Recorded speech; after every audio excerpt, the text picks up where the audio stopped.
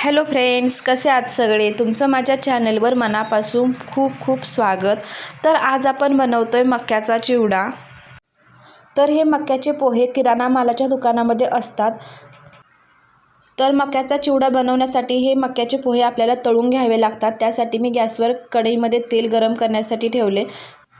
तेल आपल्याला कडकडीत गरम करून घ्यायचं आहे आणि मीडियम फ्लेमवर हे पोहे आपण तळून घेणार आहोत. तुम्ही बघू शकताय मक्याचे पोहे तेलामध्ये टाकल्यावर किती छान फुललेत.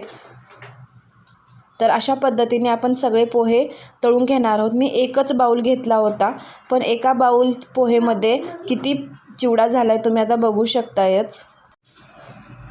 तुम्ही हा चिवडा कधीही घरी बनवून ठेवू शकता आणि खाऊ शकता. दिवाळीमध्ये आपण सगळेच चिवडा बनवतो, म्हणजे भाजक्या पोह्यांचा चिवडा बनवतो, पातळ पोह्यांचा चिवडा बनवतो, मक्याचासुद्धा चिवडा बनवतो. पण हा मक्याचा चिवडा आपण कधीही बनवून खाऊ शकतो असा आहे. हा खूप खमंग आणि खुसखुशीत लागतो. तर अशा पद्धतीने मी सगळे पोहे इथे तळून घेतलेत. बघू शकता एक परात भरले एका बाउल चिवड्यामध्ये. तर याच्यानंतर आता आपण त्याच तेलामध्ये शेंगदाणे तळून घेऊया. शेंगदाणे सुद्धा तळताना ते जास्त करपवायचे नाहीत, मीडियम फ्लेमवरच आपण हे तळून घेणार आहोत. आता त्याच्यानंतर याच्यामध्येच आता आपण शेंगदाणे भाजत आलेत. आता याच्यामध्येच आपण कढीपत्त्याची पाने टाकून घेऊया.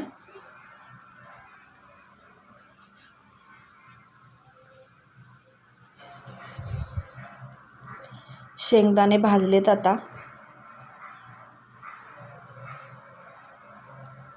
आता कढीपत्ता टाकून घेऊया. कढीपत्ता छान तडतडलाय. आता आपण हे सगळं काढून घेऊया.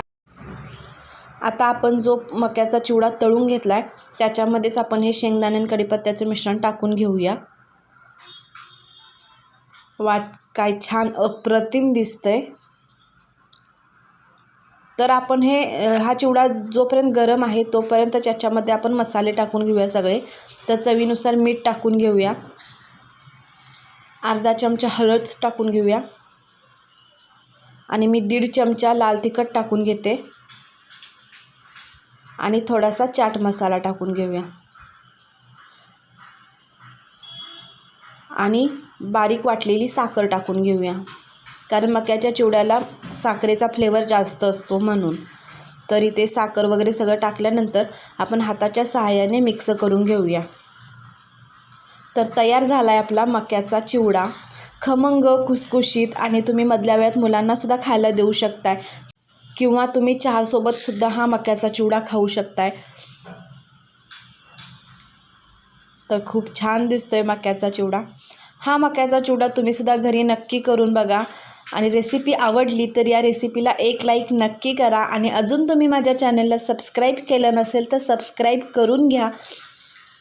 सबस्क्राईब केल्यानंतर त्या शेजारी बेल आयकॉन आहे ते सुद्धा नक्की प्रेस करा, म्हणजे मी अपलोड केलेल्या सगळ्या रेसिपी सर्वात आधी तुमच्या मोबाईलवर पोहोचतील. पुन्हा भेटूया अशाच एका नवीन आणि भन्नाट रेसिपीसोबत. तोपर्यंत मस्त रहा. बाय.